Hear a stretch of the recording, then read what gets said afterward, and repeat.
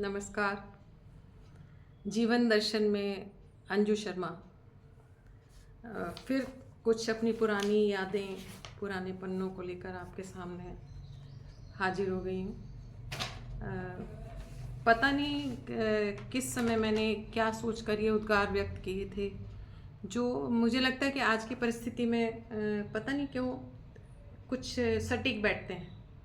कई साल पहले लिखे थे और आज जब मुझे ये मैं इनको पढ़ रही हूँ, कई साल तक फुर्सत नहीं मिली, तो अब आज की तारीख में कितना ज़्यादा फिट बैठते हैं। देखिए, एक कविता मैं आपके समक्ष कहने जा रही हूँ। सबसे पहले बाद में एक अपनी लिखी हुई एक छोटी सी सच्ची कहानी समझिए, उसको मैं बताऊँगी, किस्सा समझिए। सबसे पहले मैं सम्मिश्रण मैंने एक कविता, मेरी आरंभिका का ये एक अंग है जो इस तरह से है। कृष्ण की गीता खींच रही मुझको अपनी राह की ओर, राम की मर्यादा दिखा रही डगर कुछ और। कृष्ण का छल छल रहा मुझको अपनी ओर पुरजोर, श्री राम का त्याग याद दिला रहा मुझे कहानी कुछ और। एकलव्य हो या कुंती के कर्ण, दोनों ही को छल गया विद्या का छल। गुरु द्रोण हो या परशुराम, गुरु दक्षिणा तो थी दोनों की समान। किसका झूठ था बड़ा, किसका छल था छोटा, काश कर सकता निर्णय आज भी इसका कोई श्रोता। सत्य असत्य की इस लड़ाई में, छल और मर्यादा की खिंचाई में, मैं किधर जाऊं सोच रही हूँ। मर्यादित होकर राम ने किया अपने जीवन में त्याग और सद्व्यवहार, लेकिन रावण की दुष्टता ने उठवाई दिया आखिर धनुष बाण। जियो और जीने दो से खुद को कर रही हूँ संयत, लेकिन कंस और रावण की दुष्टता पहुँचा रही है द्वारे मैयत। राम की मर्यादा, कृष्ण की गीता, बुद्ध के उपदेश या हरिश्चंद्र की सत्यता, सबको मिलाकर ही बनाना है वेश, क्योंकि किसी एक नीति से नहीं चलते देश। अगर जीना है इस जग में आज, तो अपनाना होगा धर्म और शस्त्र साथ साथ। साम दाम दंड भेद से ही बचाना होगा ये अमूल्य जीवन आज। ये कई वर्ष पहले मैंने सबसे पहले एक कविता अपनी ये लिखी थी।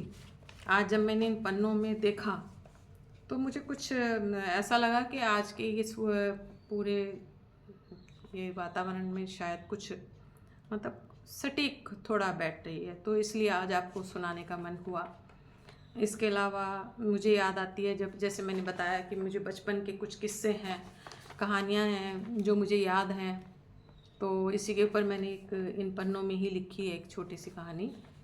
ऐसा है कि कहानी अपने ही घर बार से समझिए कि वो 3 पीढ़ियों से लेकर एक कहानी है कि बाबा से लेकर पोते तक।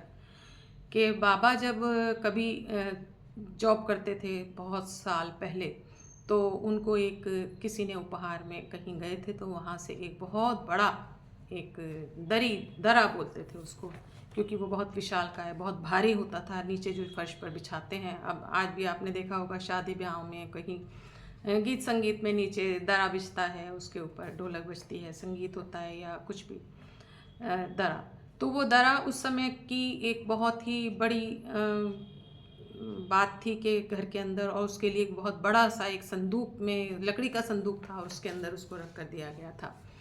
अब दादा ने वो संदूक के अंदर उसको रखा रहता था, तो एक वो बाहर घर के बहुत बड़े दालान, बहुत बड़ा सा घर था, अंदर उसमें 3 बेटे थे, 3 बेटों के परिवार थे। तो दादू ने वो बाहर एक सांझली बैठक थी जो सबके लिए सांझी थी, अंदर 3 भाई अलग अलग रहते थे। तो वो बॉक्स के अंदर वो दरा रहता था। अक्सर उस दरे को जब भी कभी दादू के टाइम से लेकर शादी में, ब्याह में, सब में उसको निकाला जाता था, बिछाया जाता था, और फिर से उसको तय करके उसके अंदर रख दिया जाता था। आखिरकार वो सांझली बैठक का दरा जो था, जब काफ़ी टाइम तक उसमें अपने अंदर निशान समेटता रहा शादी के, ब्याह के, और बताएं मतलब रायता, रसगुल्ला, और यहाँ तक कि फिर दादा दादी नहीं रहे, उनकी 13वीं हुई तो उनमें भी वो इस्तेमाल किया गया, शादियों में इस्तेमाल किया गया और फिर संदूक में रख दिया जाता था। आखिरकार क्योंकि सांझली बैठक का दरा था तो फिर से उसको करके रख दिया जाता था, लेकिन बहुत बड़ा दरा था, उसकी धुलाई संभव नहीं थी।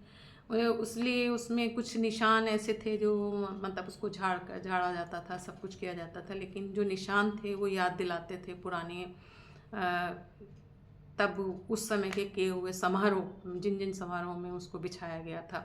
और आखिरकार धीरे धीरे 3 पीढ़ियों तक रखा हुआ दरा अपने में धीरे धीरे लकड़ी के बक्से में दीमक लग गई। धीरे धीरे सब शहर से बाहर और बैठक और बॉक्स के अंदर रखा हुआ वो दरा याद करता रहा।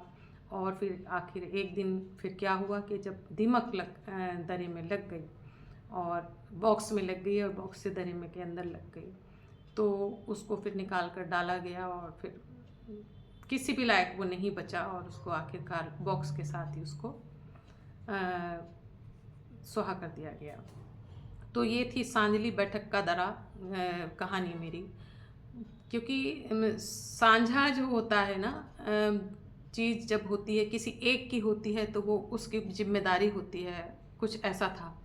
और अगर कई लोगों की जिम्मेदारी है तो वो मिलकर बैठकर कितना फैसला करते हैं नहीं करते हैं, तो ये उनके वक्त के ऊपर निर्भर करता है। तो अक्सर बहुत प्यार से उसको रखा गया, इसीलिए सजाया संवारा गया था, सब कुछ किया गया था, लेकिन एक वसीयत थी, धरोहर थी जो यादगार बनकर रह गई।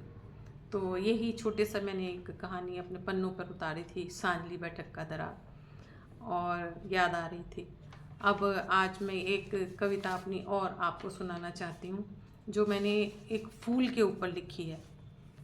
तो डाली पर खिले मुस्कुराकर सुगंध को बिखेरते हुए एक फूल को देखकर मैं हैरान थी। हवा में लहरा कर इतरा रहा था, देखकर मुझको मुस्कुरा रहा था।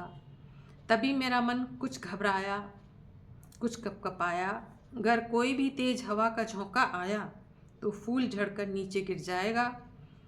है कोमल बहुत, नहीं संभल पाएगा, और इसका ये सुंदर सा अस्तित्व कहीं मिट्टी में ही मिल जाएगा। तभी फूल ने मेरे विचार को भांप लिया, मेरी घबराहट को पहचान लिया।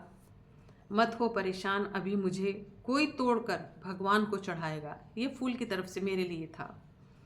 या जूड़े में सजाएगा, बनाकर माला गले में ही पहनाएगा, तो मेरा जीवन जैसे धन्य हो जाएगा। कोई तेज हवा का झोंका मुझको यदि गिराएगा, जैसा कि मैं डर रही थी कि बेचारा इतना कोमल सा फूल है, हवा चल रही है, कहीं ऐसा ना हो, तो मिट्टी की गोद से ही निकला हूँ मैं, मिट्टी में ही फिर मिलकर, फिर से कली बनकर, फिर से फूल बनकर इसी तरह मुस्कुराऊंगा। हैरान रही गई मैं, डर हो गया था मेरा दूर। एक कोमल से फूल की हिम्मत ने और मेरी घबराहट को कर दिया था दूर।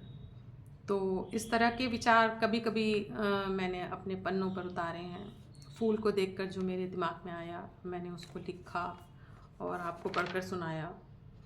आगे भी इसी तरह से मैं अपनी इस कविता और कहानी के संग्रह में के कुछ पन्ने आपके समक्ष लेकर आगे भी आती रहूँगी। और फ़िलहाल मैं आपको कुछ ज़्यादा बोर नहीं करूँगी। और आज के लिए इस जीवन दर्शन में बस इतना ही। आगे के लिए आगे दीजिए। अंजू शर्मा का नमस्कार।